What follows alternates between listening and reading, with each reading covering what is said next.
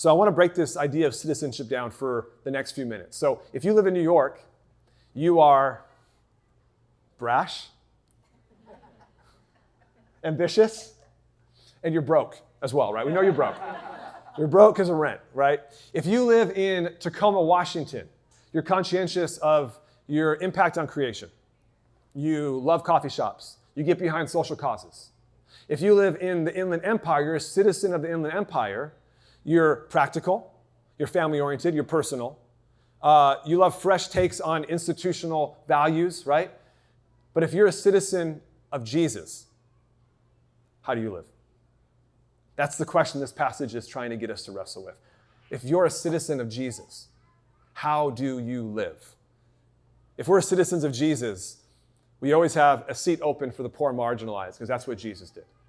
If you're a citizen of Jesus, you get your value and your worth from God's unconditional love. If you're a citizen of Jesus, you forgive others over and over and over again because the currency of heaven is forgiveness, right?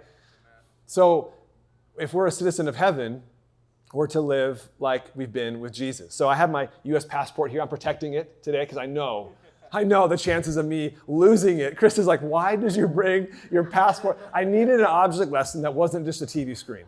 So I'm passionate about this topic today. I have a passport. My name's in it. I have lots of little stamps in it. I've had the joy of going to 10 different countries on 5 different continents for missions work. And I've loved every stamp that I have in here. There are memories in here from people I love in Uganda and India and Mexico and Honduras and in London. And if I go travel, no one needs to ask me if I'm American. No, everyone knows I'm American right away, right? If I were to take you to the international airport in Dubai, which Ron has been to with me, we could stand at the Terminal C, and we could look around at all the culture going through Dubai to all the different places in the world. And you and I could say, okay, where are the Americans? We would all know where the Americans were, all right? We wouldn't even need to see passports. We would know right away because Americans are loud in airports. We all have, we dress casually in airports. We wear pajamas at airports. Everyone else in the world wears suits and ties. You ever notice that? We have Starbucks. We have headphones on, and we have lots of luggage everywhere we go. We got the little pillow around our neck. You can tell where the Americans are the moment you see one in the airport. The question that Paul is trying to say by saying, whatever happens, conduct yourself in a manner worthy of the gospel. What he's trying to pull out is, can people see from far away and say, that's a citizen of heaven right there? Can I look at your life, how you talk, how you live, how we live our life, and I could say how the decisions you make with our time, our treasure, our talent, and could someone say, that's a citizen of Jesus? In the same way that I could point out an American in an airport, can somebody point us out as citizens of the King? And I don't mean dress code or what you look like. There's no Christian haircut. I used to, right?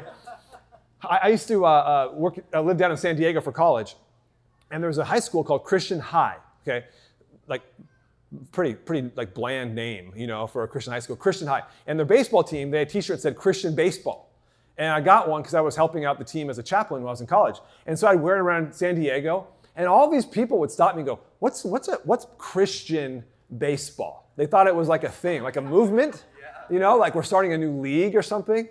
And I was like, no, it's a high school. Like, so, there's no Christian haircut, there's no Christian clothing or, brand. Like, how we live is a display of being a citizen of the gospel. So Stacy, where's Stacy? Is she here? Is she in the back today? Oh, I thought she was. Hey, Stacy. When I was praying, the Lord was like, Stacy, I can tell you're a citizen of heaven. When I was praying over this passage, your name just kept on coming up. Like, man, I see Jesus in you. I can see Jesus through your life. One Christian leader in the first century wrote the Roman Caesar, Marcus Aurelius, not the guy from The Gladiator. This is the real Marcus Aurelius. If you know The Gladiator, one of my favorite movies, he wrote Marcus Aurelius and asked him to stop persecuting Christians. And he did so based on the argument of how they lived their life. Here's what this Christian leader, this is 50 years after the Bible was written. This is early on in our Christian history. He said this: when struck, Christians don't strike back. When robbed, they don't sue. To those who ask, they give. They love their neighbors as themselves. The first Christians lived as citizens of heaven while they lived in Rome. Can you imagine what it would be like if this truth, conduct yourself in a manner worthy of the gospel, sunk in so deep that we lived as citizens while living in Chino?